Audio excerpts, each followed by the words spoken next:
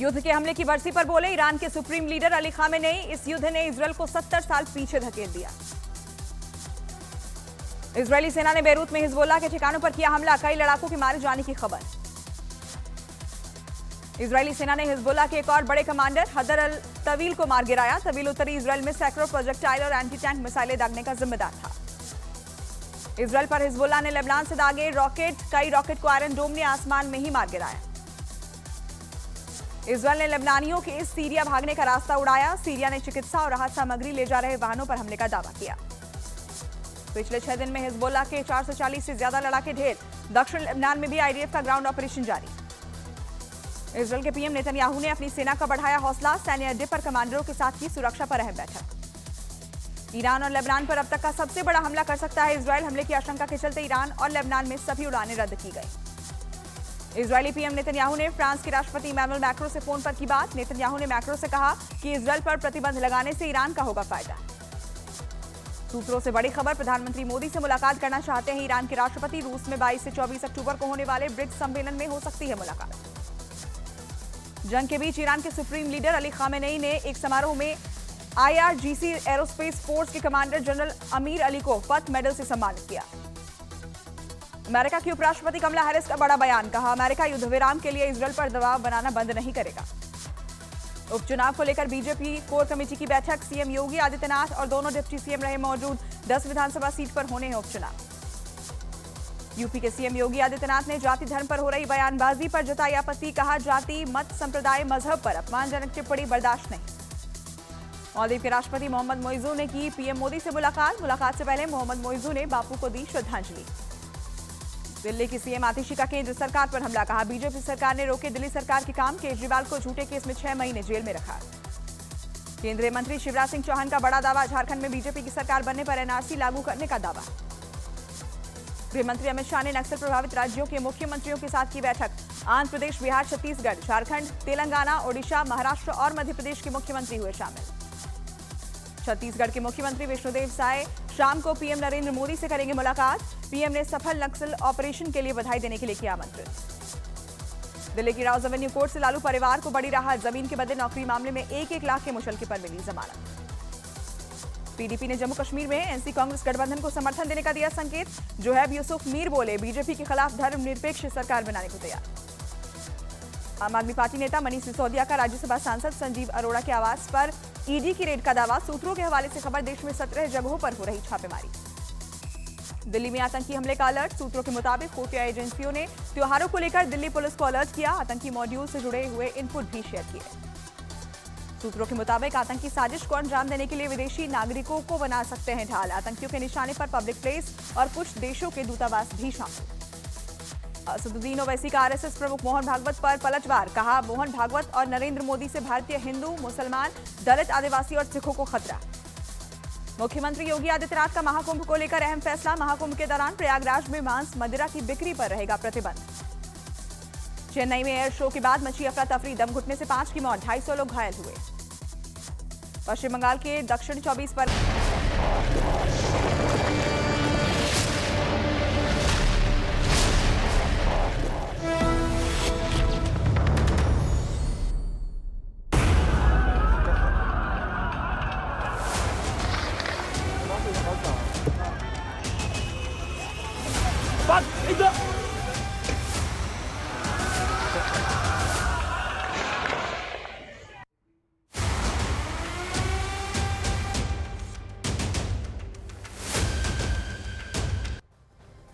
पाकिस्तान के कराची में जिन्ना international airport के पास बहुत बड़ा आत्मघाती हमला हुआ है। चीन के अधिकारियों के डेलीगेशन के काफिले को निशाना बनाकर यह हमला किया गया।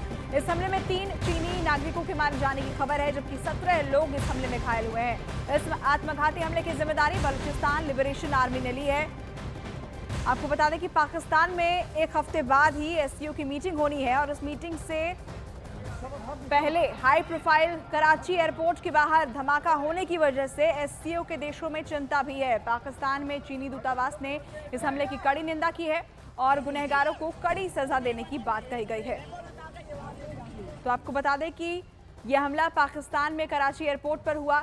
चीन के काफिले को निशाना बनाकर यह हमला किया गया। चीन के डेलीगेशन को निशाना बनाया गया। इस हमले में चीन के 3 अधिकारियों की मौत हुई है, 17 लोगों के घायल होने की जानकारी सामने आ रही है। और आपको बता दें कि कुछ ही हफ्ते में वहां पर एससीओ की मीटिंग भी होने वाली है और इस हमले की वजह से एससीओ के जो देश हैं उनमें चिंता दिखाई दे रही है। 3 तस्वीरें आपके सामने। कराची एयरपोर्ट पर यह अटैक होता है, बीएलए ने इसकी जिम्मेदारी ली है, मजीद ब्रिगेड ने दरअसल इसकी जिम्मेदारी ली है। चीन के प्रतिनिधिमंडल पर यह अटैक किया गया। फिदायीन हमले में कई लोगों के भी घायल होने की खबर है।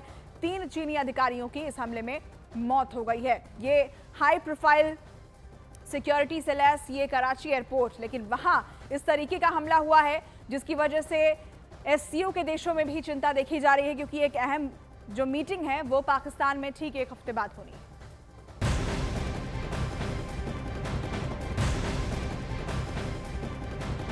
और बड़ी जानकारी पाकिस्तान में हुए ब्लास्ट को लेकर है। खबर है कि पाकिस्तान में अपने चीनी नागरिकों की सुरक्षा का जिम्मा चीन सरकार खुद अपने हाथ में ले सकती है।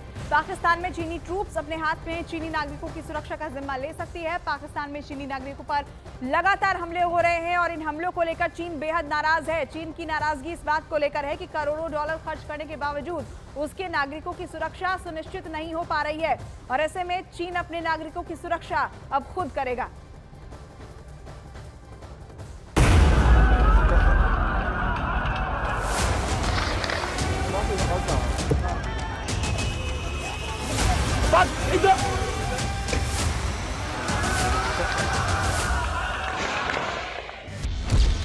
पाकिस्तान में फिर भड़की बगावत की चिंगारी।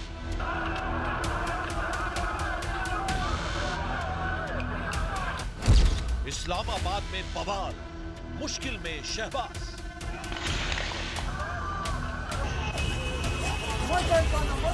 पाकिस्तान में एक मामला सुलझता नहीं कि नया संकट शुरू हो जाता है।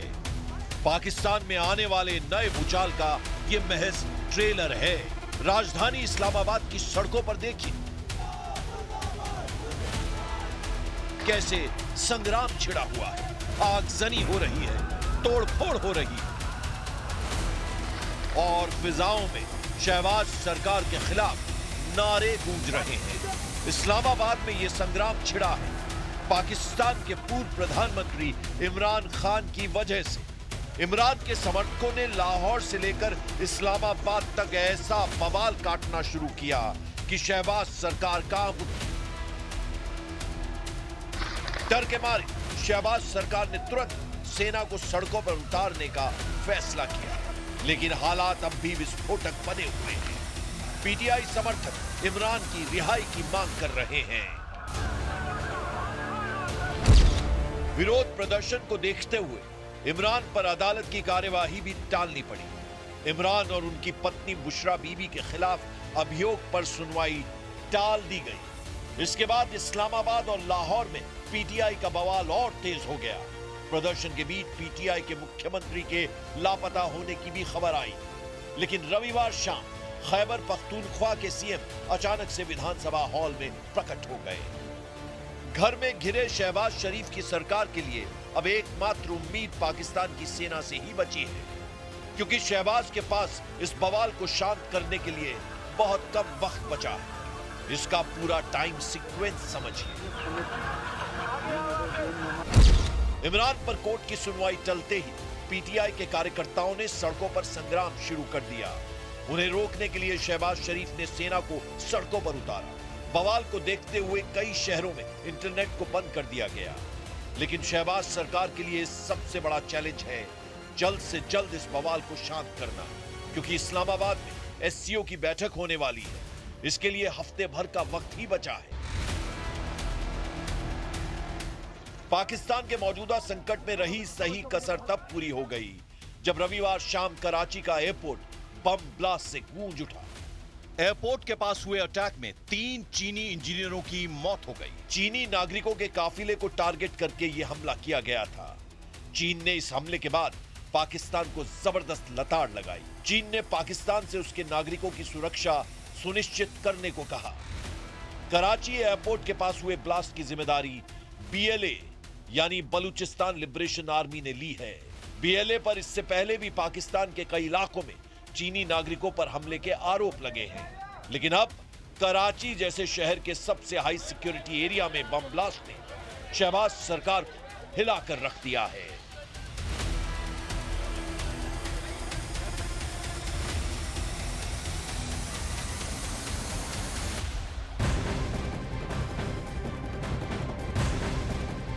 इस बीच बड़ी खबर बिहार से है। बिहार में पूर्व डिप्टी सीएम तेजस्वी यादव पर गंभीर आरोप लगे हैं। आरोप है कि डिप्टी सीएम रहते हुए तेजस्वी यादव को जो सरकारी बंगला 5 देश रत्न मार्ग अलॉट हुआ था, उसमें से कई सामान चोरी किए गए हैं। 5 देश रत्न मार्ग बंगले को लेकर सम्राट चौधरी के निजी सचिव शत्रुघ्न कुमार ने सोफा, गमला और एसी खोलकर ले जाने का आरोप लगाया है। आपको बता दें कि शनिवार को बंगला भवन निर्माण विभाग ने बिहार के नए डिप्टी सीएम सम्राट चौधरी को अलॉट किया है और उससे पहले नेता प्रतिपक्ष तेजस्वी यादव इस बंगले में रह रहे थे, लेकिन यहीं से कुछ चीजों के गायब होने के गंभीर आरोप लगे हैं।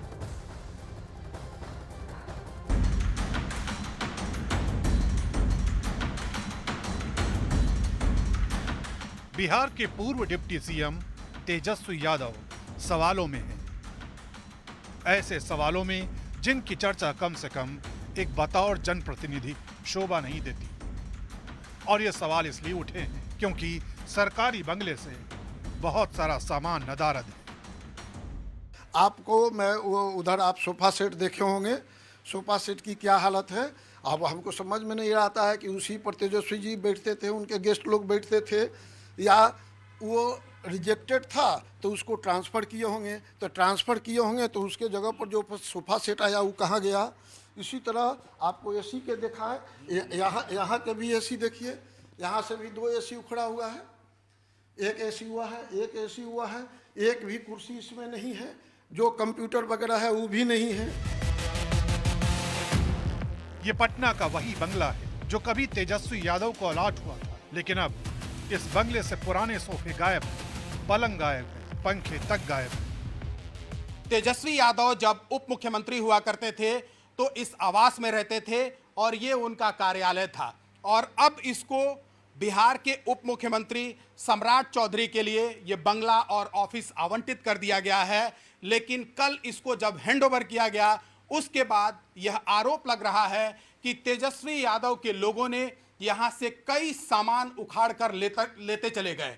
और एक तस्वीर आपको दिखाने की कोशिश करेंगे। ये देखिए, यहाँ पर एसी लगा हुआ था, वो यहाँ से गायब है।